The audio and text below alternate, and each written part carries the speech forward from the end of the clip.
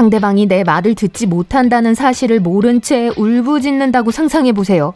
바다를 헤엄치는 가장 외로운 고래의 이야기입니다. 과학자는 이 고래를 52Hz 고래 또는 줄여서 52 고래라고 불러요. 대왕고래의 주파수인 10에서 39Hz와 비슷한 소리 피치를 포착했기 때문에 그렇게 부르죠. 고래는 다른 동물과 마찬가지로 자신들만이 이해할 수 있는 주파수로 의사소통을 합니다.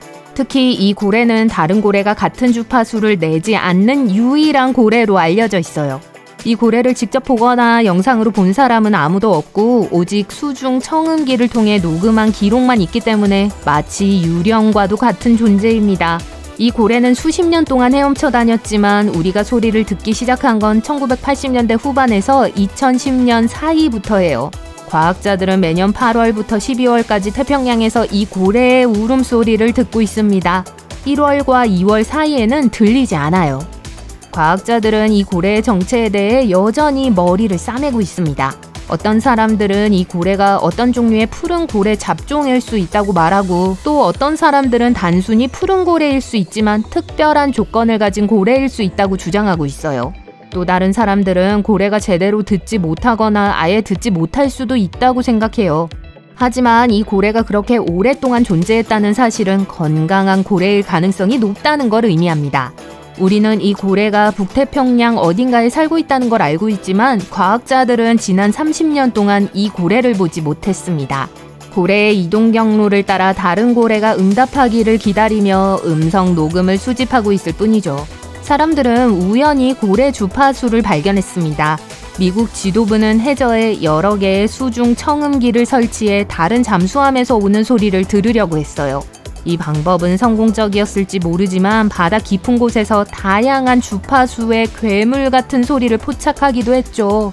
그들은 이 소리를 깊은 울림이 있는 소리라고 묘사했어요.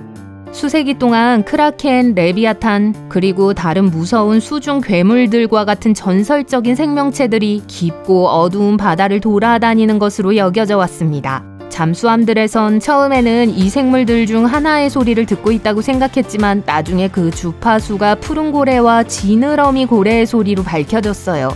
1980년대 말 연구원들과 과학자들은 고래 전용 하이드로폰 네트워크를 사용할 수 있는 권한을 부여받았습니다. 과학자들은 거의 모든 고래의 주파수를 포착할 수 있다는 사실을 깨달았고 52Hz만이 눈에 띄었죠. 이 고래에 대한 소문이 너무 많아서 어떤 사람들은 다큐멘터리를 만들기로 결정했습니다. 사람들은 이 고래가 그토록 고대하던 특별한 주파수를 찾을 수 있을지 항상 궁금해했어요. 알바트로스는 지구상에서 가장 빠른 동물 중 하나이며 멀리 쉽게 이동할 수 있습니다. 하지만 엘버트라는 이름의 이 새는 사랑을 충분히 빨리 찾지 못했어요. 과학자들은 지난 50년 동안 엘버트가 스코틀랜드 해안을 날아다니며 짝을 찾아다녔다고 믿고 있어요.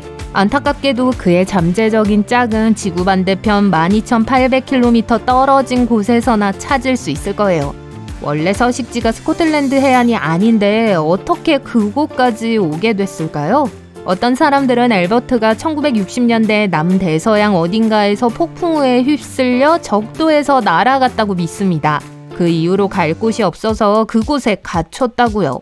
물론 이 새들은 날 수는 있지만 그렇게 먼 거리까지는 아니고 집으로 돌아가려면 적당한 바람의 도움이 필요해요. 알버트는 수십 년 동안 짝을 찾고 있었습니다. 처음에는 셰틀랜드 제도와 아우터 헤브리디스 제도 사이의 외딴 바위 노두에서 은신처를 찾았지만 지금은 뱀튼 절벽에서 살고 있어요. 과학자들은 엘버트가 스코틀랜드의 하늘을 떠돌아다니는 건 이 새의 수명이 약 70년이라는 걸 알고 있기 때문이라고 말합니다. 모든 새들이 한데 모이는 건 아니에요. 엘버트는 이웃의 다른 새들과 친구가 되기 위해 필사적으로 노력했지만 운이 따르지 않았어요. 알바트로스는 스코틀랜드에서 멀리 떨어진 포클랜드 제도에 살아요. 아마 당분간은 고향으로 돌아가지 못할 것 같네요. 외로운 조지는 누구도 갖고 싶어 하지 않는 이름이지만 갈라파고스의 핀타섬 거북은 말 그대로 마지막 남은 거북이라는 뜻으로 이 이름을 얻었습니다. 외로운 조지의 이야기에서 슬픈 부분은 이 종이 19세기에는 아주 번성했다는 점이에요. 불행히도 인간들이 방해가 되어 그 수가 줄어들었죠.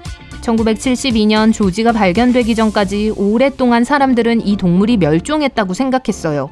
이 발견은 언론으로부터 많은 관심을 끌었습니다. 당시 론섬 조지의 나이가 60세 정도였다는 사실을 알게 된 사람들은 그를 동물원으로 데려오기로 결정했죠. 그래서 수년 동안 포로로 잡혀있던 론섬 조지는 자유도 자신이 늘 원하던 삶도 누리지 못했습니다.